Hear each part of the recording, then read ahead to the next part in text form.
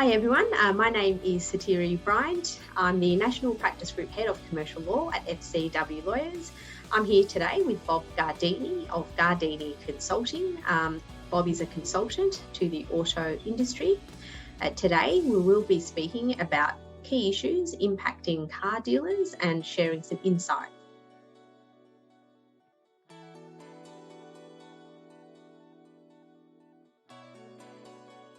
The first key change is changes made by distributors to the franchise business model. And as we all know, the current form is that of one of a move to agency arrangements. The second significant change to the trading environment is the increasing take-up of electric vehicles.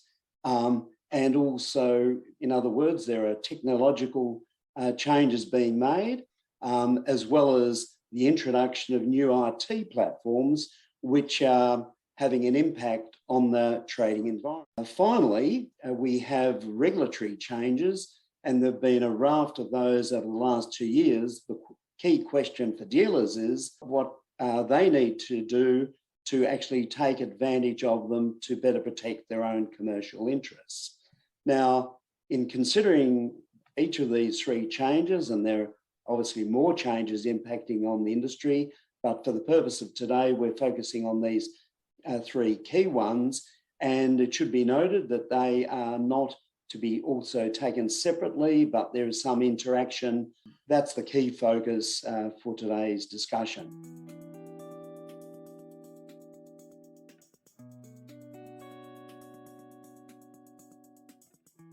I think agency is front of mind for many dealers.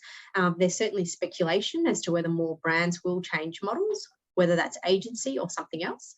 The key thing is that different models will lead to different financial outcomes and may also impact ownership rights to goodwill and customer data. I'll quickly list some key concerns that I see arising from agency arrangements. Firstly, the financial aspects. There'll be a decrease in revenue from new car sales as well as service and parts. But I also think there are other risks associated with property and staff. The expected lower financial returns under agency may not support the property costs and investments dealers have made in the dealership. There are also risks connected with staffing. A dealer may likely require less sales staff and be forced to undergo a redundancy. One other thing that jumped out when we reviewed terms and conditions of agency was the impact on goodwill. I think there may be a loss of goodwill to the distributor and a negative impact on ownership rights over customer data. Some of the agency agreements we have seen actually require dealers to transfer their rights to existing customer database to the distributor for nil considerations.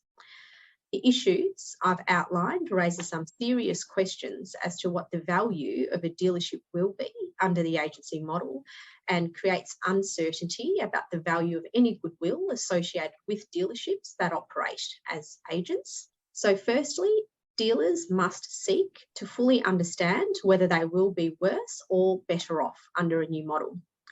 The litigation initiated by a group of Mercedes-Benz dealers indicates that dealers believe their financial position under agency will be materially worse off. In-depth financial modelling and analysis by an independent expert is required. Dealers must not rely solely on the information disclosed by a distributor about a new model. More materially, I think dealers should now be on the lookout for signs that may indicate a distributor is seeking to change models. For example, are there common start and end dates for dealer agreements across the network? Are there clauses in the dealer agreement that allow the distributor to sell cars direct? Secondly, what does the dealer agreement say about ownership of goodwill? And are there clauses in the dealer agreement that grant the distributor rights to access customer data other than for the purpose of warranty claims? As we'll touch on later, dealers can use the collective bargaining class exemption to negotiate fairer terms in agency arrangements and appoint their dealer counsel to help with that process.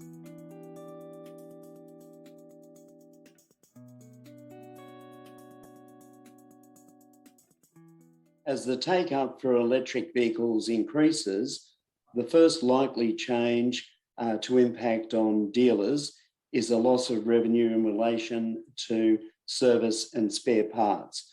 When you also add the loss to dealers from finance and insurance, that's now impacting on 3 revenue streams for dealers. So these are substantial challenges to the revenue streams and ultimately the profitability of dealerships. These need to be considered by dealers as to whether or not, in terms of the future trading environment, they can continue to trade or whether particularly smaller family businesses wish to sell both the dealership and the property assets, or just merely sell the dealership and retain the property assets. In relation to the electrification of motor vehicles, some consultants are also suggesting that there now is a lesser argument to have restrictions on the direct importation by consumers of vehicles on the basis that as vehicles become more generic, the public interest grounds of the safety of vehicles somewhat falls away. So this is another aspect to consider, along with the move, I think, by some businesses now to focus on used car sales, as in the last couple of years, sales have increased, margins have increased on the used car side. However, all's not plain sailing on the growth of used car sales, in that we're presently seeing new IT platforms which are becoming disruptive to the industry, which are providing for new ways of selling used cars without interaction by dealers with consumers. But in the shorter term, we know family businesses with strong connections with their customer base can leverage off that. So there are indeed challenging times for car dealerships, and the necessary takeaway is to consider how such businesses can survive in these challenging times, and the need to seek legal and accounting advice as to the structure of their businesses, whether they sell both the dealership and the assets, or only the dealership and become landlords, etc. So I think that's the main takeaway given these changes.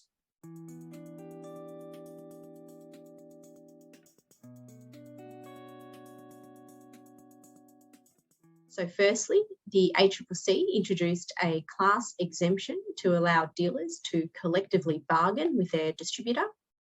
Secondly, certain parts of the code were reformed. There are now limitations and greater controls on capital expenditure requirements directed by distributors. The code also requires new dealer agreements to incorporate 6 best practice principles. Lastly, the unfair contract term laws were amended so that more dealers will be in a position to require distributors to negotiate terms in dealer agreements or agency arrangements that may be unfair within the meaning of the law. I think the class exemption for collective bargaining empowers dealers to improve their bargaining position and can be used by dealers and dealer councils to achieve the best practice terms in dealer agreements, and also fairer outcomes where, for example, the distributor proposes a new model, and also on commercial issues such as financial matters to do with parts inventory, sales and bonus and incentive arrangements, as well as on performance matters. They can also be bargained about, such as sales targets and other KPIs the dealer must comply with. Secondly, I think the new CapEx provisions in the code present dealers with a significant opportunity. Dealers can now require detailed disclosures from the distributor so they can fully understand the risks, anticipated outcomes and benefits of proposed expenditure before committing. Dealers can also insist upon the distributor to engage in discussions about those issues to do with the CAPEX direction. Lastly, I think dealers should engage with industry associations to lobby government on regulatory issues. For example, in my view, there should be a push for an enhancement to the collective bargaining exemption to compel distributors to agree to bargain with dealers. So to summarise, I think now is the time for dealers to take action. The key takeaway message is that there are now a number of resources available to dealers and dealer councils to leverage. In order to maximise their benefit, dealers must be proactive. I think the current regulatory ecosystem for dealers is markedly improved. If dealers do not use these laws and resources as intended, then further reform for additional dealer protections may not evolve.